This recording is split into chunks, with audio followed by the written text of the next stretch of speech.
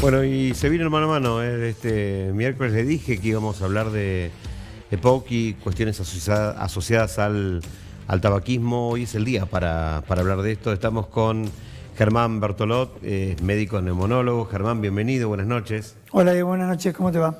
Bueno, hemos hablado mucho tiempo, ahora vamos a hablar largo y tendido, por lo menos en esta media hora nos da un poquito más de tiempo para toda esta cuestión que es el fumar, ¿no? Y recién fuera del aire hablábamos de esto, de fumar cuando era un hábito, nosotros que somos más grandes nos hemos acostumbrado a ver, yo inclusive fumaba desde muy chico y entraba a un banco fumando como si nada, ¿no? Y miraba a la gente como diciendo, ¿Qué te molesta? Hoy en día sería una conducta social totalmente inaceptable. Sí, bueno, claramente esos hábitos han tenido impacto epidemiológico. En parte ha disminuido el tabaquismo, sigue siendo un 25% en nuestra sociedad, pero era cercano al 40, 38, hace unos 20 años o 30 atrás.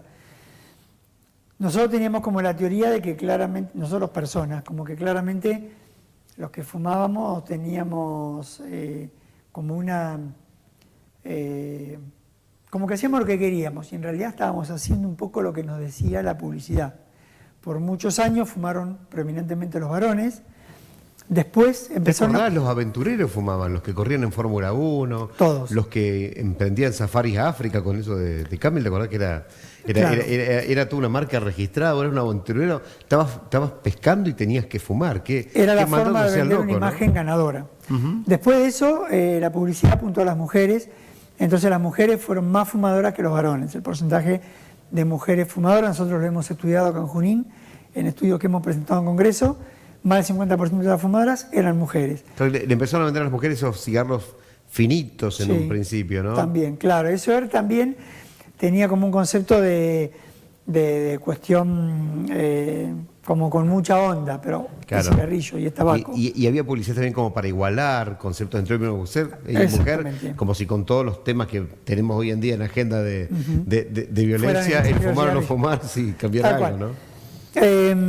Y ahora se apunta mucho a los chicos y los fumadores empiezan muy temprano, 12, 13 años, está el inicio, y uno piensa que, como te decía antes, que es algo que uno maneja y en realidad hacemos lo que nos marca la publicidad.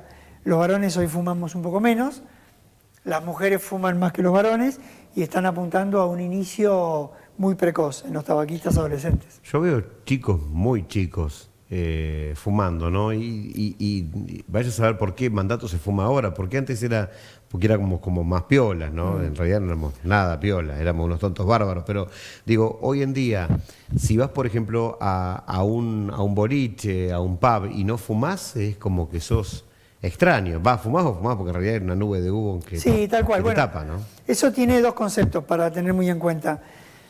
Uno, cómo los momentos del día se relacionan mucho al tabaquismo. Nosotros decimos situaciones gatillo, una cena, amigos, tomar alcohol, un café, el mate, y también situaciones malas. Te rayaron el auto, tuviste un disgusto. Estoy nervioso, sí. Estoy nervioso. Las dos, el cigarrillo actúa como un bastón, como una muleta. El tabaquista se apoya. Eso es un concepto muy importante como para ver por qué a la gente le cuesta dejar de fumar, porque es muy complejo romper esos hábitos. Y el otro punto que vos tocaste con esto, claramente, es el tabaquismo pasivo. Hoy se sabe, hay más o menos 8 millones de muertes por tabaco en el mundo, por año. La epidemia de COVID tuvo 6,5 millones de muertes en toda la epidemia, de muertes directas por COVID. Hubo más en la pandemia, pero no directas por COVID. Por COVID, 6,5 millones de muertes. Por tabaco, en un año hay 8 millones. Claro. Sin embargo, la gente, si vos le decís que el COVID volvió, piensa que es una catástrofe y el tabaco no lo toma así. También piensa, muchos hemos visto la película esta donde se le agregaba hasta amoníaco para que fuera más... y lo decía el mismo ingeniero químico que puso en juicio a la compañía rompiendo un contrato de confidencialidad y sin embargo... Es que tiene amoníaco. El cigarrillo tiene unas entre 4 y 7 mil sustancias tóxicas, 70 de las cuales son cancerígenas. Y muchas no tienen nada que ver con el tabaco, o sea, se agregan químicamente. No, se agregan para la adicción, se agregan. La industria tabacalera usa unos 8.000 millones de dólares anualmente para imponer el tabaco. Nosotros decimos que el cigarrillo es el producto legal, el único producto legal que va a matar al 50% de los consumidores si vos lo usás tal cual te lo indica el fabricante, porque es así. El 50% de los consumidores de tabaco van a morir de esa enfermedad. La pérdida de años de vida está entre 10 y 15 años en la vida de la persona. Es un horror. ¿Pero qué hacemos? Porque yo veía hace muchísimo que no fumo, te lo decía fuera de cámara, se lo tengo que agradecer a De la Rúa, porque había semejante lío. Yo laburaba en un móvil de tele y había semejante despiole en el país que había tiros. No había tiempo. No había tiempo ni para fumar, y yo fumaba cuando salía al aire. Me daba, ese era mi toque, ¿no? Era, salgo al aire y me pongo nervioso, es ese hábito. Lo perdí gracias a De la Rúa, pero digo, veo que con el paso del tiempo los cigarros cada vez tienen más advertencias, más calaveras con los huesos cruzados, que causa cáncer, que causa EPOC, que causa esto, que causa el otro, ya no tienen ni lugar para la marca, y sin embargo se sigue fumando. Sí. ¿Por qué se resbalan todas estas advertencias? En parte la industria tabacalera, como te decía, sabe cómo hacer para contrarrestar esto. En un momento, por ejemplo, esto de la marca o de la etiqueta con alarmas y con enfermedades, ya se había usado alguna vez, y la industria tabacalera te daba, eso es obligación, tiene que cubrir entre el 30 y el 50% de la superficie. En algún momento te daba la cajita y una cigarrera. Entonces, que te la daba con un costo mínimo. Claro, lo sacabas. Vos lo ponías dentro de la cigarrera, ya no se veía. Tiene mucho impacto. Mira, hay una anécdota muy clara, cuando hace muchísimos años, el Papa todavía era Juan Pablo II, hizo un comentario contra el tabaco que tuvo mucho impacto mundial. Tiempo después fue visitado por uno de los deportistas más importantes de ese momento, que era Schumacher. Le llevó como regalo una maqueta de su auto de Fórmula 1, que era todo ploteado con cigarrillos. Claro. Entonces la foto que recorrió el mundo era el Papa, que había hablado en contra del tabaco, con la publicidad. Son muy... El daño estaba hecho. Claro, la empresa tabacalera tiene muchos recursos y sabe cómo hacer, como para que esto no decaiga, ¿no? Y decime, lo del tabaco y los problemas, el EPOC y todo lo demás, ¿es mala prensa? ¿Se exagera? ¿Qué es lo que vos ves en el consultorio? Porque una cosa es lo que ves en una estadística, que vos decís, bueno, la hizo una persona que le quería hacer mala prensa. ¿Qué es lo que ves vos en el consultorio? No, claramente la estadística es real. Lo que pasa es que lo que tiene el tabaco es que vos no tenés enfermedad actual. Vos no fumás y te enfermás hoy. Una de esas cosas pasa, por ejemplo, con los cigarrillos electrónicos o los calentadores de tabaco, que son los vapeadores. Esos elementos en nuestro medio están prohibidos. No es que se sugiere, están prohibidos y se venden por internet, lo compras en cualquier lado. También están prohibidos porque se sabe que dan enfermedad parecida al cigarrillo, pero la van a dar en unos años. Entonces, la persona que vapea o que fuma cigarrillos electrónicos hoy no siente enfermedad, pero se está enfermando. Ahora, también es una locura porque yo entiendo, pueden causar la enfermedad de una manera menor a la del cigarrillo. Ahora se prohíbe el vapeador y se prohíbe el cigarrillo. Eso también es bastante loco, ¿no? O sea, porque en definitiva... Se prohíbe el vapeador y no el cigarrillo. Sí. Del vapeador se prohíbe la venta, en parte también porque faltan datos. Claro. El cigarrillo se sabe... Es como una deslealtad al consumidor, no le decís bien lo que le va a causar. Los vapeadores los fabrican las tabacaleras. Claro. No son de una empresa de electrónica, los fabrican las tabacaleras. Van virando dónde está el negocio como para poder seguir lucrando con esto. Hay muchas estadísticas en cuanto, como yo te decía, por ejemplo, hay 8 millones de muertes en el mundo por tabaco.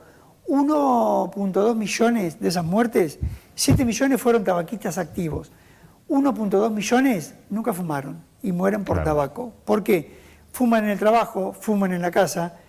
Eso está muy demostrado y cuesta mucho convencer al paciente que tiene que salir a fumar afuera, que su hijo se está enfermando, más todavía porque el chico, como tiene una frecuencia respiratoria más alta que nosotros, aspira más los tóxicos del ambiente.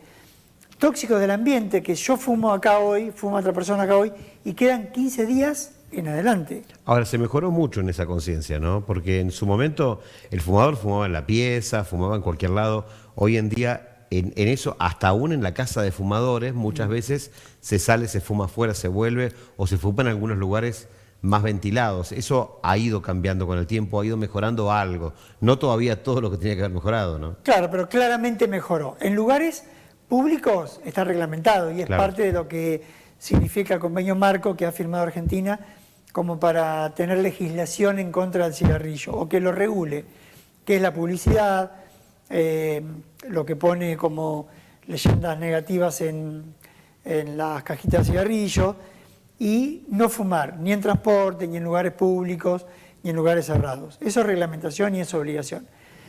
Se cumple bastante bien. Lo que pasa es que por ahí, vos vas en Buenos Aires, se cumple mucho más, en lugares de, no sé, 1 millón de personas como La Plata, un poco algo menos, en Junín algo menos, y en un pueblo chiquitito menos todavía. Menos ¿Por todavía. qué? Porque la cuestión del conocido te genera un conflicto. Claro. Entonces no es tan fácil, pero claramente para mí, como vos decís, se fuma mucho menos en lugares cerrados. Y mucha gente, porque hay chicos, porque hay un enfermo, porque hace broncoespasmo, fuman afuera, por motu propio, que es una conducta correcta. Vos podés declarar lugar libre de humo la clínica, el almacén o tu casa. Claro. Y no es que tengo que poner un cartel en la puerta, acá adentro no se fuma. Claro. Pero vengo a visitarte a tomar mate. Sí, acá Lo está el lamento, mate, sí. vamos afuera, vamos al patio, tomamos mate, pero fumá afuera. Porque si los tóxicos quedan 15 días en el ambiente, en adelante, 15 días, 3 semanas, 4 semanas, meses, es muy injusto para el que no fuma, porque está claramente demostrado que no hay un número de cigarrillos inofensivo. Fumar entre 1 y 4 cigarrillos por día aumenta el riesgo de ACV, aumenta el riesgo de infartos, aumenta el riesgo de parto prematuro en embarazada, de muerte prematura de lactante. Es terrible. Aún fumar ocasionalmente, hay quien te dice, no, pero yo fumo los fines de semana, tiene enfermedad, da enfermedad, está demostrado. Bueno, y de tus pacientes, ¿cuántos de los que van al consultorio con patologías severas han sido fumadores?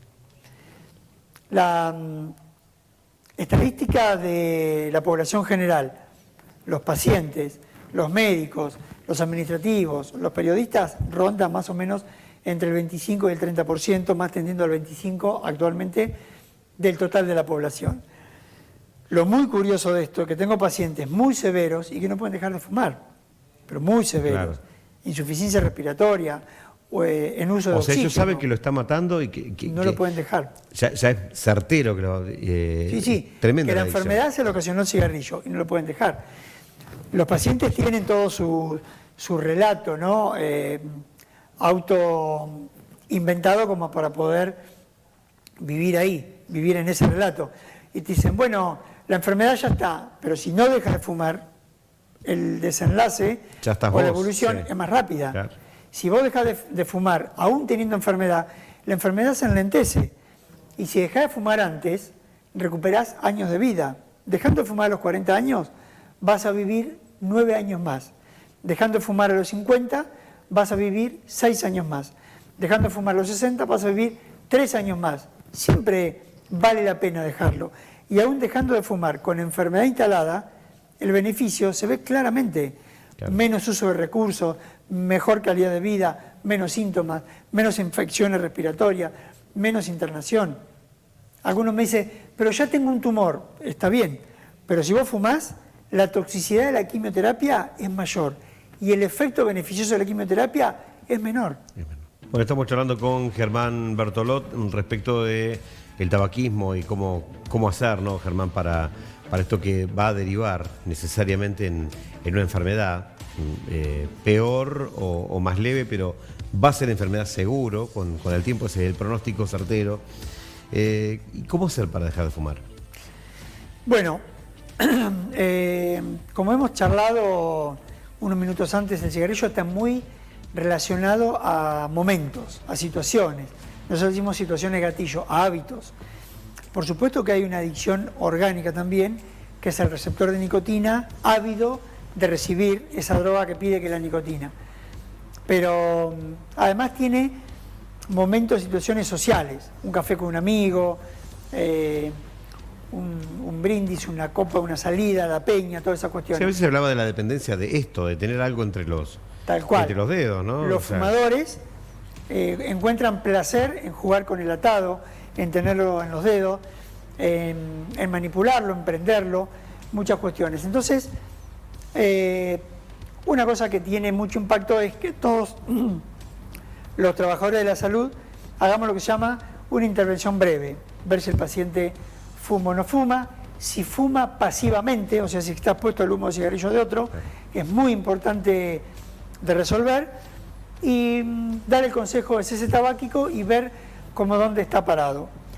El mayor éxito se logra con estas conductas cognitivo-conductales, con estos cambios, y en algún momento hay que usar fármacos o terapia de sustitución de nicotina, porque la nicotina en realidad... O sea, no sirve esto del vapor, que ya hablamos antes. O sea, el vapeador. Estoy fumando, pero ahora lo reemplacé por un vapeador, No. y la verdad que estoy mejor. El vapeador da enfermedad también al que no lo usa y está al lado. También le da enfermedad. Está bien.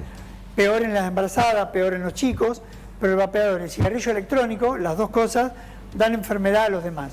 Hay que desaconsejarlo, Ajá. no hay que usarlo. El mayor éxito se logra con cambio de hábitos, porque yo tengo que lograr que el paciente empiece actividad física, cambie la forma de comer, rompa los momentos que usa para fumar, vaya bajando el número de cigarrillos hasta un momento que posiblemente tenga que decir, bueno, no lo bajo más, a partir de ahora se acabó. Ya está, se terminó. Y eso se logra buscando lo que ¿Sirve llamamos... escalonarlo? A mí me sirvió, yo debo aconsejar que a mí me sirvió, no hacía bien, porque le compraba a un compañero un atado y me lo fumaba de a uno por día, pero Claro. Tampoco era un ejemplo a seguir, pero digo, ¿sirve esto de ir bajando escalonadamente? Sirve, pero es muy difícil llegar a cero escalonadamente. El paciente se queda entre 5, 8, 10 y ahí por ahí hay que agregarle una terapia farmacológica y sacarlos. Hay que elegir el día, el paciente tiene que elegir el día para dejar de fumar, se llama el día D. Y tiene que ver con todo un proceso, tiene que hablar con su entorno, tiene que hablar, porque si vos fumás y estás dejando y yo te convido, te la voy a hacer más difícil. Claro. Entonces la familia, los amigos, el entorno, los hijos, tienen que saber que va a dejar de fumar y todos tenemos que colaborar en algo. Esto que yo te decía antes, de decir, bueno, mi casa es libre de humo. Viene tu amigo fumador y te dice, antes porque vos fumabas se podía y ahora no se puede. No. Y no se puede. No sí. se podía nunca, Claro. no lo sabíamos, ahora lo sabemos más. Claro, está bueno esto de, por ahí como primera medida, esto, estás fumando pero afuera. Exactamente. Andate al patio, haga frío, no haga frío, haga calor, te vas afuera y por lo menos nos zafás a nosotros que somos tu familia. Exactamente. ¿No? El que más se puede ser beneficia, una muy buena medida. el que más se beneficia es el fumador. La familia se beneficia, pero el fumador se beneficia más porque fuma mucho menos. El punto con eso es que el humo que sale de la punta del cigarrillo no pasa por el filtro. Entonces tiene más tóxicos que el que aspira el fumador. Claro. Porque no pasó por ningún filtro. Esa concentración de... Es lo que más tóxicos tiene. Y no sirve ponerlo en la ventana porque se va a la parte gaseosa. El humo tiene dos partes, una gaseosa que se vuela y una parte de partículas pesadas, plomo, metales pesados, níquel, cianuro, bueno, de todo, que queda en el ambiente. Entonces vos venís mañana, ponés los papeles y se vuelve a elevar. Y yo lo sigo aspirando, vos lo sigues aspirando. Por eso es tan importante no fumar adentro, aunque uno esté solo. Son cambios que disminuyen la carga para el paciente y para los convivientes y te van haciendo cambiar la cabeza de decir, bueno, ya sé que este no me lo voy a fumar porque no me quiero perder el partido, porque la película, porque el noticiero, no me lo quiero perder, quiero escuchar esta nota, me lo fumo dentro un rato. Y aparte te da la conciencia de que hay algo que no está bien, algo que estás haciendo vos que no está ok. Exactamente, esos son cambios en la etapa del proceso de la adicción al tabaco que llega hasta la etapa de acción. Son 4 etapas hasta la etapa de acción que el paciente está listo para dar el paso para dejarlo. Porque por ahí el paciente en etapas previas, por motu propio, usó nicotina en chicles y dice, eso no sirve, ya lo usé. No, sirve, no estabas listo, te apuraste. vamos a hacer el proceso de vuelta, vamos a vernos cada 3 semanas, cada 4 semanas, vas a venir aunque no hayas logrado lo que charlamos, porque es muy complejo. Es una adicción igual que la cocaína, pero como dije al principio, legal. Y socialmente aceptada. Entonces es mucho más complejo, porque fumar puede fumar en cualquier lado. ¿Y qué te hace el cigarro? ¿Qué te hace el cigarrillo en los pulmones, en el organismo? Genera una inflamación constante y muy importante. Entonces ese humo caliente, ese gas que entra, más allá de las sustancias que tiene, ya genera una irritación en toda la vía aérea que desencadena una inflamación. Algunas personas no tienen protección contra esa inflamación y el pulmón se rompe. Se inflama, no se protege, no hay un antiinflamatorio y esa inflamación lo rompe, le hace agujeros, literalmente. Ese paciente desarrolló enfisema. Yo creo, no lo quiero llevar a una autosituación, pero me tocó hace poco pasar el tema del COVID y estar saturando poco y todo lo demás. Me creo que debe ser lo más espantoso que te puede pasar en la vida, quedarte sin aire. Es muy invalidante. El que lo sufrió lo sabe. Sí. Y es angustiante para el que te ve, que te quiere ayudar y que no puede hacer nada. Cuando el daño está hecho, no se puede hacer nada. Pero un paciente que tenga una EPOC, que tiene una enfermedad ya instalada y deja de fumar, la función pulmonar viene declinando a una velocidad exagerada y da un salto para arriba, mejora su función pulmonar. ¿Y qué hacemos con aquellos que dejaron de fumar y dicen me siento peor que nunca? Porque viste que los primeros meses ese anestésico que te da el cigarrillo te empiezan a doler las articulaciones. Claro, eso es parte del síndrome de abstinencia. Nosotros estamos entrenados y preparados para que eso no pase, que no tenga abstinencia. Pero hay cosas que le van a pasar. Los plazos están más o menos. Por ejemplo, vos dejás de fumar. En 20 minutos, media hora del último cigarrillo, ya la frecuencia cardíaca y la presión arterial descendió, está mejor. Cambia. Después de unas 48 horas, empezás a dormir mejor, estás más descansado. Después de más o menos 4 semanas, empieza a aparecer mejor gusto y mejor olfato, lo que hace a veces que el paciente coma un poco más. Ese momento que tú usas para fumar en el postre, por ahí lo puedes tomar un rico vino y lo vas a percibir mejor. Nosotros, claro... no cambiarlo de adicción, digo. No, el momento, para nada digo, es una adicción. El momento. Pero nosotros queremos que el paciente rompa el hábito que tenía. Si el paciente fumaba tomando mate, que tome un té. Fumaba tomando café, que tome un té. Si fumaba comiendo un postre, que come una fruta. Hay que romper el hábito. Cada cual encuentra en su entorno qué es lo que más fácil le sale. Pero hay que romper el hábito, porque el hábito, lo que te decía antes como situación gatillo, te lleva a ese momento de debilidad, que son 2 o 3 minutos, y pasa. Nosotros decimos, bueno, tenés mucha ganas de fumar, anda a lavarte los dientes, lavate la cara, lavate las manos, hace algo que no haría fumando, rompe el momento. Germán, gracias y esperemos que todo esto que hablamos haya servido para que muchas más personas dejen de fumar o al menos tomen la decisión y dice, lo voy a ver a este doctor, a otro doctor, a un profesional y dejo de fumar. Todos podemos hacer cosas. Ustedes lo que hacen amplificando el mensaje, los profesionales de salud y nosotros en nuestras casas. Todos podemos hacer cosas para frenar esto que es una pandemia, ¿no? Claramente. Gracias por ustedes. Muchísimas gracias.